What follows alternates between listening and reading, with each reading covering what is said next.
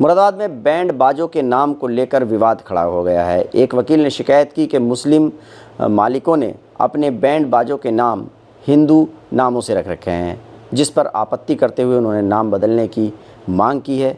Police पूरे मामले की जांच कर रही है। हमारे साथ इस पर समाजवादी पार्टी के नेता और पूर्व सांसद डॉक्टर एस स्टेशन साहब हैं। स्टेशन साहब, जो बैंड बाजों का मुद्दा है, एक बार फिर जो है उसके नाम को लेकर के विवाद खड़ा हो गया है। इससे पहले भी 2024 में शिक्षा मंत्री गुलाब देवी ने बयान दिया था कि मुस्लिमों ने हिंदू देवी देवताओं के नाम से बैंड बाजों के नाम रख रखे हैं। अब एक वकील हैं शेवी शर्मा, उन्होंने कहा कि मुस्लिम संचालक है और बैंड बाजे का नाम जो है शर्मा बैंड है। ये विवाद आपको क्या लगता है और इस पर आपका क्या नज़रिया है? देखिए, हमारी बहुत बड़ा दुर्भाग्य है और बदनसीबी है कि हमारे प्रदेश के अंदर ख़ास तौर से छोटी छोटी बातों को लेकर हर जगह हिंदू मुसलमान ये सियासत की जा रही है। इसके ज़िम्मेदार सब सियासी लोग हैं, राजनीतिक लोग हैं। पब्लिक को इस जगह पे लाके खड़ा कर दिया कि एक दूसरे के नाम सुनने को तैयार नहीं है। अभी ये तक तो ये हो रहा था कि साहब ढाबा संचालक कौन है और नाम क्या है, फलों के ठेले पे नाम लगाओ, पेंट्री उतरवा के देख रहे थे सिविलियन।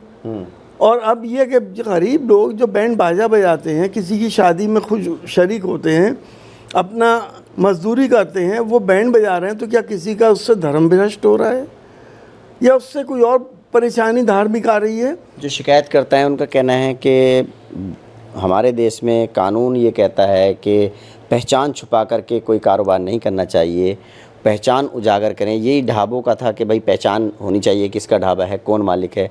बैंड बाजों का जो नाम है वो कह रहे हैं कि ये पहचान छुपा करके है, जो गैर कानूनी है और इसका नाम बदलना चाहिए। तो क्या आपको लगता है कि मुस्लिमों को अपने बैंड बाजों के नाम मुस्लिमों पर रखने चाहिए, हिंदुओं को अपनी कंपनियों के नाम अपने धर्म के हिसाब से रखना चाहिए, या ये विवाद जो है बेवजह का है? देखिए, जहाँ तक नाम छुपाने की बात है, मैं आपकी इस बात से सहमत हूँ। नाम नहीं छुपाना चाहिए। ना किसी मुसलमान को ऐसा नाम रखना चाहिए कि जिससे उसकी आइडेंटिटी पता ना चले। लेकिन वो बैंड बाजों के जो संचालक हैं, जिनका शर्मा बैंड है, उनका कहना है कि एक तो हमारे पार्टनर उसमें शर्मा हैं, मतलब हिंदू हैं उनके। दूसरा, जो पार्टनरों के नाम होते हैं या जब रसीद कटती है या कोई बुकिंग करने आता है तो उसको अपना नाम, पता सब कुछ बताया जाता है, कहीं छुपाने वाली कोई बात नहीं है।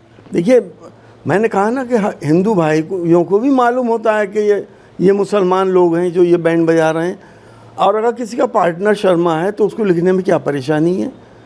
ये जो एक बहुत निम्न स्तर की जो सियासत हो रही है, ये बहुत लॉन्ग टर्म में जाके देश को बहुत बड़ा नुकसान पहुंचाने वाली सियासत है।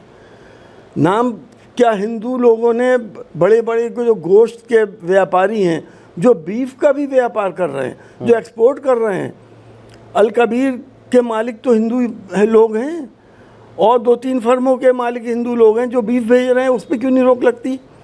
मतलब हिंदुओं ने भी मुस्लिम नामों से अपनी कंपनियों के नाम रख रखे हैं और बीफ एक्सपोर्ट कर रहे हैं। जी बिल्कुल, वो एक्सपोर्ट कर रहे हैं बीफ को। अल कबीर वाले हैं, एक दो नाम और हैं, मेरे इस वक्त ध्यान में नहीं आ रहा, लेकिन बहुत से लोग ऐसे हैं। तो उन्हें भी बदलने चाहिए क्या? यकीनी तौर पे जब ये कानून है कि अपनी आइडेंटिटी मत छुपाओ, तो क्यों छुपा रहे हैं आइडेंटिटी? वो भी बदले नाम। हमने ख्वाजा अजमेर रहमतुल्लाह अलैह के आस्थाने से पहले जो मार्केट है, उसमें ज़्यादातर हिंदू भाइयों की दुकानें हैं।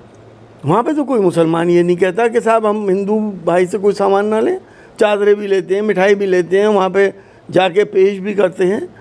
ये हमारी प्यार मोहब्बत की सभ्यता, मिली जुली तहजीबें हैं, ये तो हमारा ताना बाना है। अगर हमने इसको तोड़ दिया तो ये समझ लीजिए कि देश में बहुत बड़ा एक तूफान पैदा हो जाए। मतलब इस तरह की बातें, इस तरह के विवाद जो खड़ा कर रहे हैं, वो आपको लगता है कि देश की एकता, अखंडता के लिए ख़तरा है? यकीनी तौर पर देश की एकता, अखंडता के लिए हिंदुस्तान में रहने वाली 2 बड़ी आबादियों के बीच में नफ़रतें पैदा करने वाले लोग, दूरियां पैदा करने वाले लोग सिर्फ इसीलिए कर रहे हैं कि हिंदुस्तान कमज़ोर हो जाए। आवारा कुत्तों को लेकर के सुप्रीम कोर्ट ने फैसला दिया है। सुप्रीम कोर्ट के फैसले को आप किस तरह से देखते हैं? क्योंकि एक तरफ डॉग लवर्स की मांग थी कि इनको छोड़ा जाए, पकड़ा ना जाए। अब सुप्रीम कोर्ट ने गाइडलाइन भी जारी करी, अपना आदेश सुना दिया है, तो सुप्रीम कोर्ट के आदेश को आप किस तरह से देख रहे हैं? देखिए, सुप्रीम कोर्ट का आदेश का हम पार्शियल स्वागत करते हैं। ये आवारा कुत्ते जिन्होंने इंसानों को जीना हराम कर रखा है, मासूम बच्चों को ये फाड़ रहे हैं और उनकी मौतें हो रही हैं। जब रेबीज़ होती है किसी को तो कितनी दर्दनाक और असहाय मौत होती है कि घर वालों को पता होता है कि आज ये पानी से डर रहा है, 3 दिन बाद इसकी मौत हो जाएगी। बेबस होते हैं और रोते रहते हैं कि क्या करें। वो आवारा कुत्ते जो अंधेरे में और अकेले दुकेले आदमी को या महिला को पकड़ के चीर फाड़ कर देते हैं, तो क्या इंसान की कोई हैसियत नहीं है हमारे देश में? जानवर की हैसियत ज़्यादा है।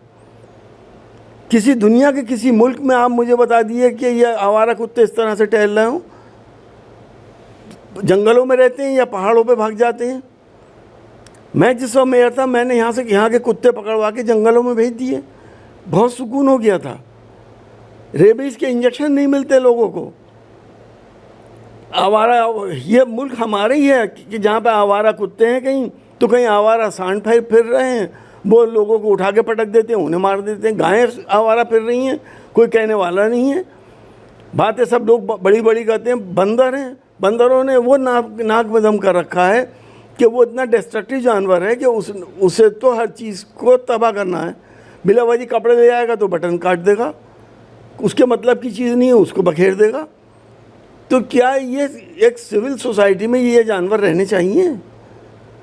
सुप्रीम कोर्ट ने कहा कि इनको पकड़ करके इनकी नसबंदी की जाए और उसके बाद जो आक्रामक नहीं है या जिनमें रेबीज़ वायरस नहीं है, उनको जो है दोबारा से छोड़ दिया जाए सोसाइटी में, लेकिन उसके लिए उनके भोजन के लिए स्थान चिन्हित हों। और इसके अलावा डॉग लवर्स के लिए कहा कि अगर कोई आवारा कुत्तों को गोद लेना चाहता है तो उसके लिए पैसा जमा करे, और अगर इन आवारा कुत्तों को पकड़ने में कोई व्यवधान डालेगा कोई व्यक्ति तो उस पर जुर्माना है, कोई एनजीओ डालेगी तो उस पर 2 लाख का जुर्माना है। इस तरह की जो आदेश दिया है, क्या ये सफिशिएंट नहीं है? देखिए, ये अच्छी बात है कि एक पॉइंट बना दिया जाए कि आप यहाँ पे आवारा कुत्तों को खाना खिलाते हैं। इतनी बड़ी संख्या में ये लोग ये पैदा हो गए हैं, इन्हें सिविल सोसाइटी से दूर ही रखना चाहिए। पहला आदेश बहुत अच्छा था सुप्रीम कोर्ट का, वहाँ पे खिलाते पिलाते, और ये डॉग लवर्स हैं, ये भी अपना खाना रोज़ाना ले जाते हैं वहाँ पर और शेल्टर होम में उन्हें खिलाते पिलाते रहते। नसबंदी करना ज़मीनी हकीकत से बहुत दूर है। हमने कोशिश करी थी कि नसबंदी हो जाए मुरादाबाद के कुत्तों की, 2, 4, 10, 5 की हुई, उसके बाद वो नहीं आता है, नहीं हो पाती है। तो मानव जीवन के लिए ख़तरा बन चुके हैं आवारा कुत्ते, बंदर और ये जो सांड वगैरह हैं। आप आए दिन हम आपके चैनलों पे देखते हैं, अखबारों में पढ़ते हैं, मासूम बच्चे कैसे बेदर्दी से उनको ये फाड़ते हैं आवारा कुत्ते। कभी उस पर डॉग लवर्स का तरस नहीं आता उनको कि ये मासूम बच्चों को ये फाड़े दे रहे हैं और इंसानों को, बूढ़ों को मारे दे रहे हैं। प्रोफेसर तक को मार दिया अलीगढ़ में, तो उस पर तरस नहीं आता बनने वाले पे। आपकी नज़र में क्या होना चाहिए, क्या समाधान है इसका? देखिए, जो मैंने कहा ना, पहला आदेश बहुत अच्छा था। शेल्टर होम होने चाहिए थे और डॉग लवर्स को उसकी जिम्मेदारी दे देनी चाहिए थी कि ये खिलाएं पिलाएं, और अगर ये नहीं हो सकता तो इनको पकड़ के जंगलों में छोड़ दिया जाए। देखिए, समाजवादी पार्टी के नेता का साफ तौर पर कहना है कि जिन लोगों ने ये विवाद शुरू किया है बैंड बाजों के नाम का, ऐसे लोग देश में हिंदू मुस्लिम के बीच में खाई पैदा करना चाहते हैं। वहीं समाजवादी पार्टी के नेता का ये भी कहना है कि अगर बैंड बाजों के नाम बदलवाने की मांग चल रही है, बात चल रही है, तो फिर उन कंपनियों के नाम भी बदलवाए जाएं जो मुस्लिम नामों से हैं लेकिन उनके मालिक जो हैं हिंदू हैं, और वो बीफ का एक्सपोर्ट जो है विदेशों को करते हैं भारत से। तो ऐसी बड़ी बड़ी कंपनियां जैसे अल कबीर है, इस तरह की जो कंपनियां हैं जो मुस्लिम नामों से हैं लेकिन उनके मालिक हिंदू हैं, उनके नाम भी बदले जाने चाहिए। Ubaidur Rahman, ABP news network, Moradabad.